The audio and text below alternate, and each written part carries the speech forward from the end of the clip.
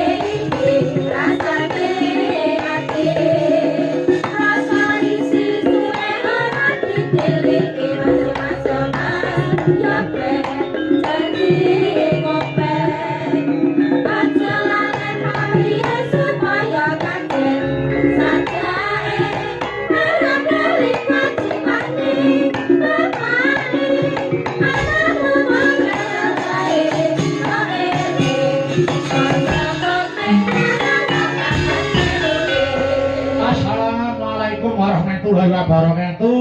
Waalaikumsalam. Waalaikumsalam Mas Pedro.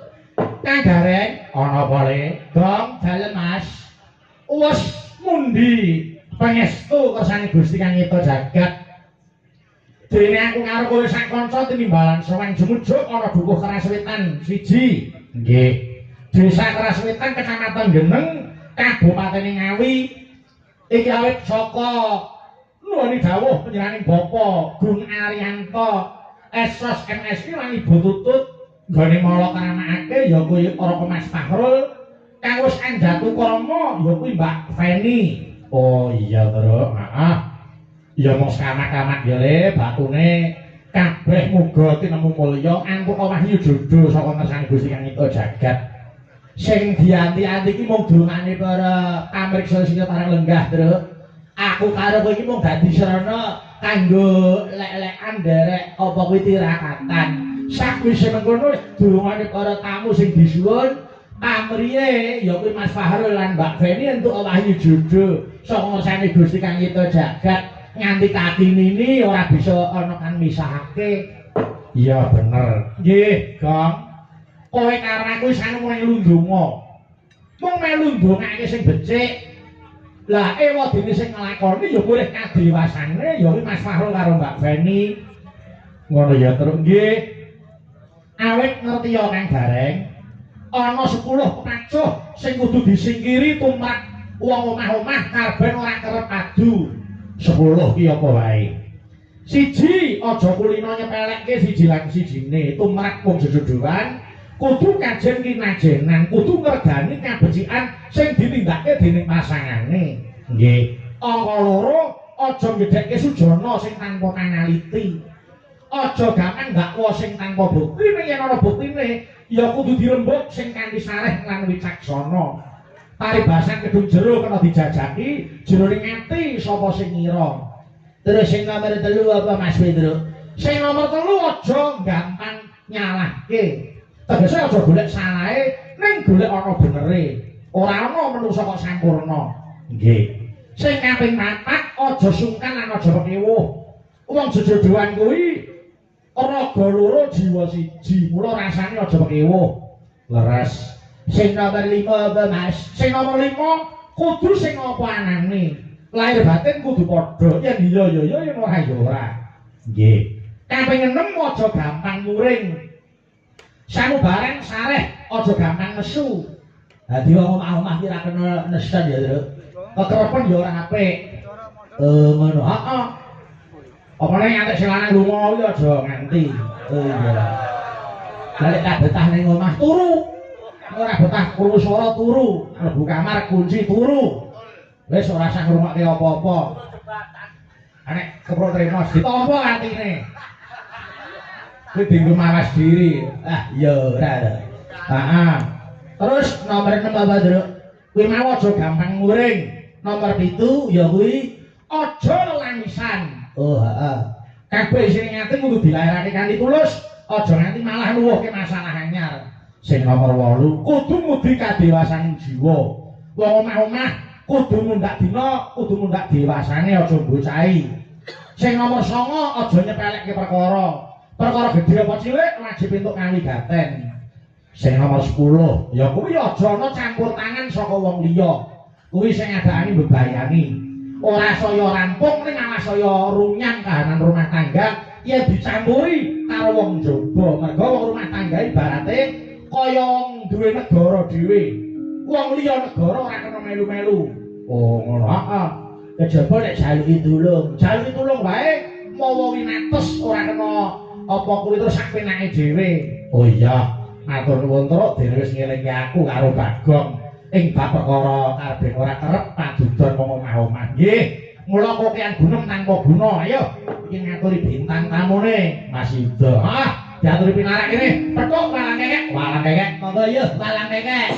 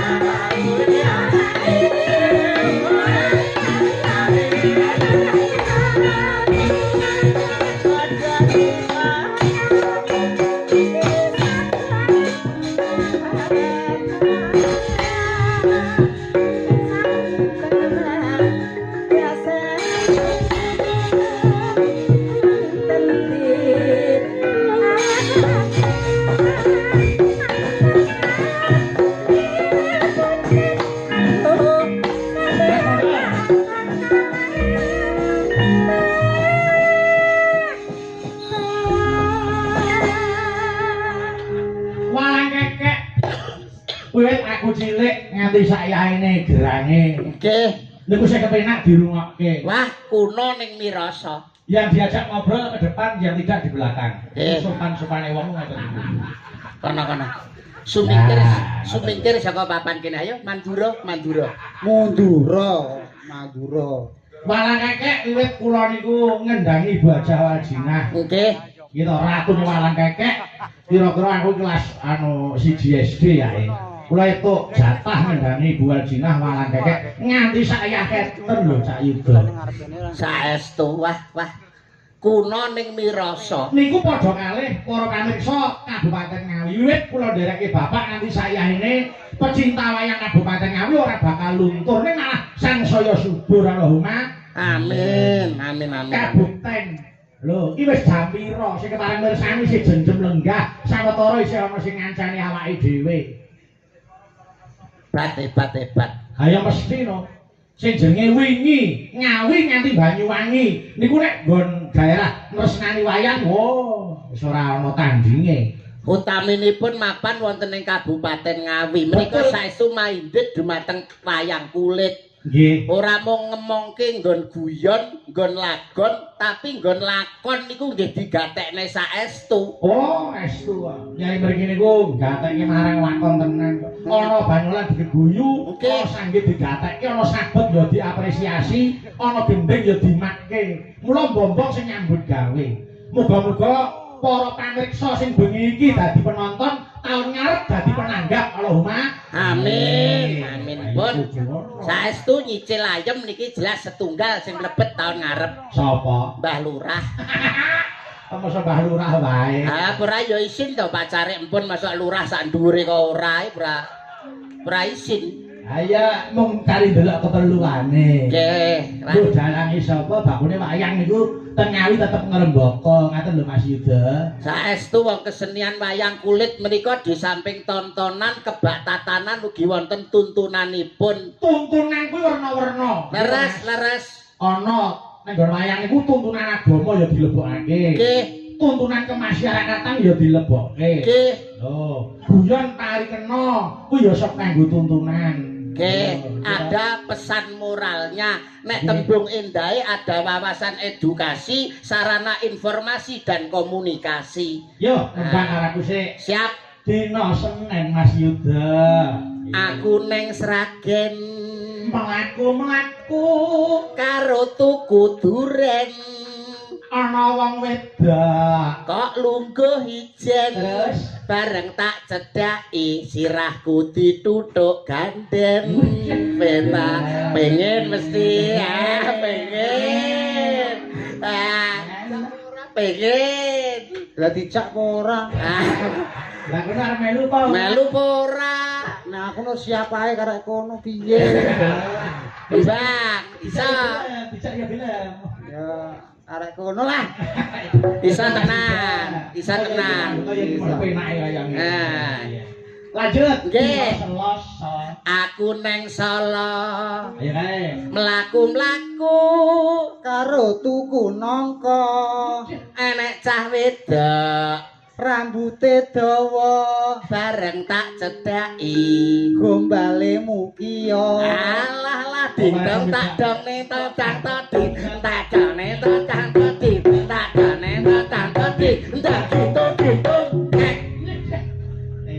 apa iso bedakne wong wedok karo gombal Ah peteng mati lampu panci bengi kok ya panci bengi ate diure ra tau keramas kaya gombal dina Rebu Ayuda aku neng Solo mlaku-mlaku karo tuku bakso ana cah wedok ndol klambine ijo bareng tak cedhaki aku dikroyok coro takane to tadi takane to tadi takane to tadi ndak gitu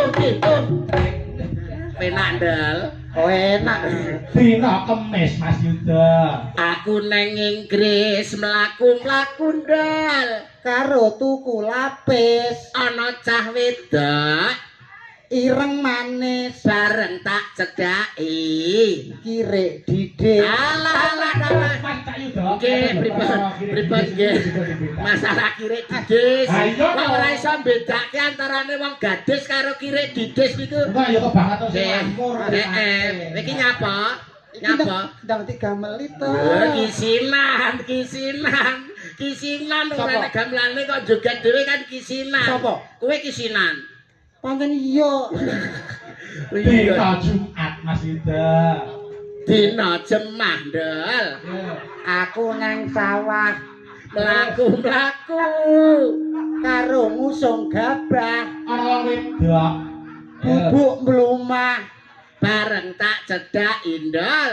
murep Luwe iki kok ora pas to koe. Ngarepe gurine ya no. Wong NN kabeh, kabeh kudune ya kabeh. lah ya sire kono mlumah to barang tak cedak itu murep wedine tak kapak-kapakne Dina Setu. Ya.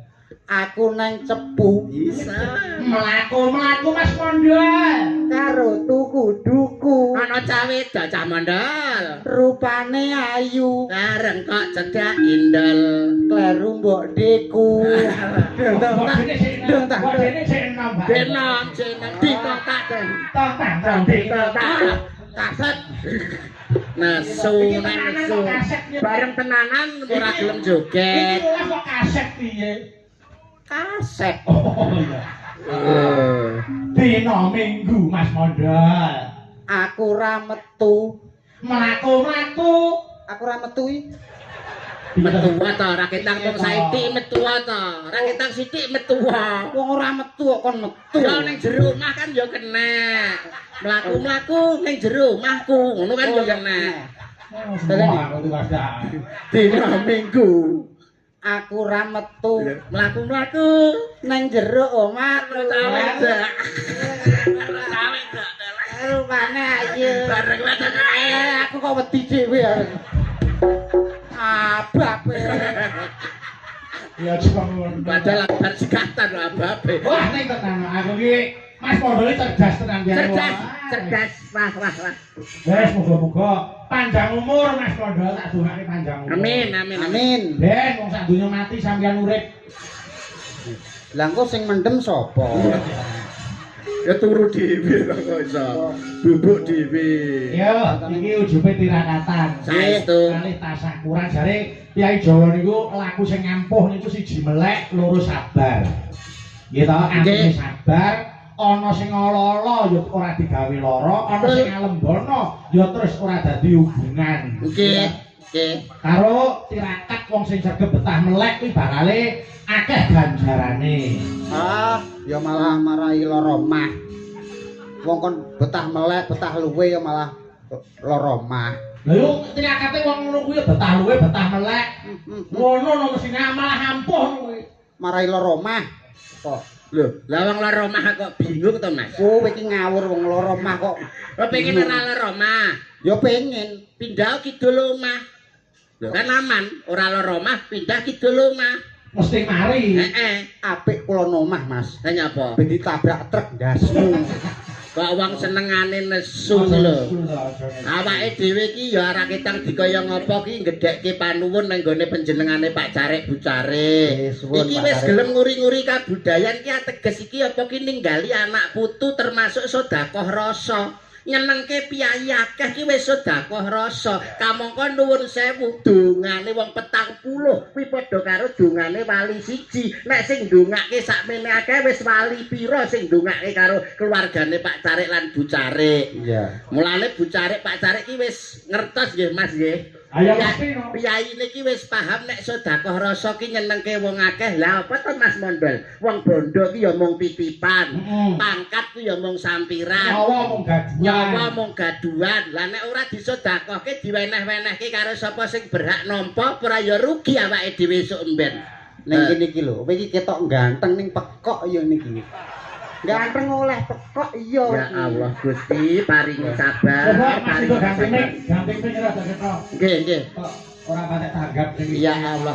Aku kok iso bingung to omongan karo kowe iki. balen ana oleh momong Bondo ki titipan saka pangeran Mas. Kuwi kudu disedekahke diweneh-wenehke marang sapa sing berhak nampa. Pak Carek ki wis paham nek bondo ki titipan disedekahke diwenehke. sing goblok iki kowe kuwi lho Kok iso? bondo ki ming titipane pangeran dititipi wong iki kudune dirumat diopeni ora diwewehno wong akeh dadi nek sak wayah-wayah Gusti Allah takon do bondo sing tak wehne kowe ke mbok endi pun kula wewehno wong akeh ayo ijoli arep ijoli nganggo apa titipan kok ora paham to kowe wis ngene misale kowe Kowe titip sepeda motor bakal nggo jipuk ora? Aku titip sepeda motor nang penitipan. Ya. Ya mesti bakal tak jupuk wong aku titip.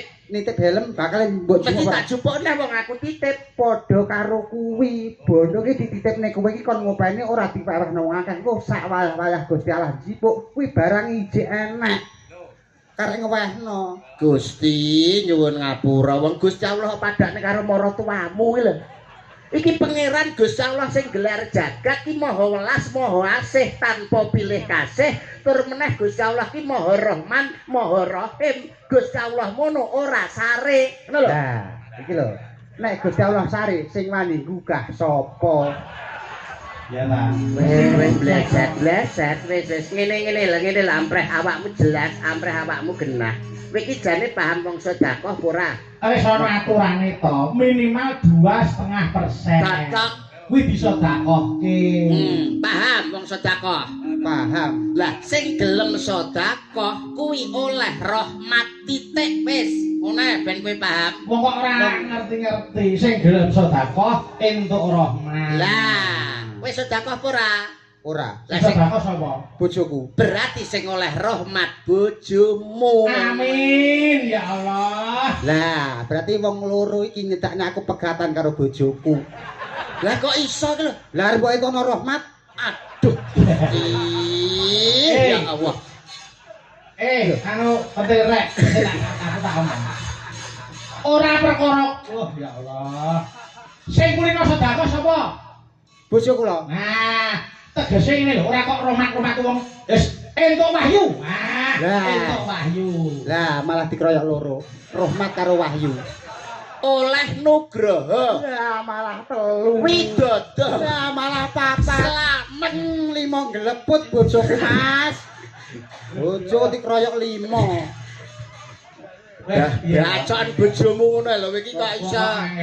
Tegese rahmat iki paham rahmat ora? Lho, paham. Rahmat sapa? Rahmat bakul mie ayam. Aduh. Dudu kuwi. Rahmat ki welas asihe pangeran sing diturunke ning gone para umat para titah kuwi jenenge rahmat dul. Panggit rahmat bakul mie ayam. Wong nek Ora contoh kaya panjenengane sing kagungan kersa Kak Gunaryanto niki. nggih Pak Cari. Pak Cari. Wong iki nek kulino sedekah, uripe saya bakal.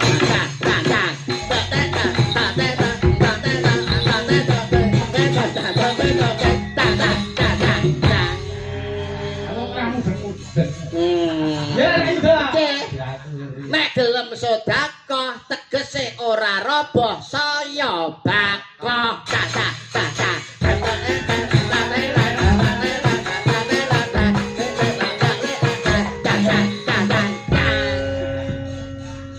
Nek wis wong gelem sedekah, uripe sansaya bakal. Amin. Kuwi sing kate digoleki. Nggih. Cang-cang. Arep golek apa to? Nggih, golek apa? Cang-cang. Apa-apa sarwa turah. Lah, Pak Cari karo Bu Cari niku. nggih. Cang-cang. Nek ora napa menika putra-putrane ora disenkuyung panjenengane arep piye kepaneh? Dang-dange urung. Lho karepmu piye to? Ya ban wis bakoh ngono terus dang.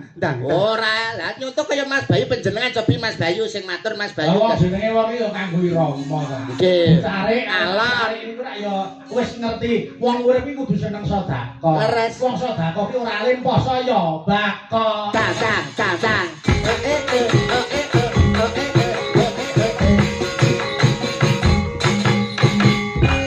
Pancen leres dawuh panjenengan Mas Bayu, wong sedekah menika marai becik, marai apik, awit ana tetembungan becik ketitik ala ketara. Cang.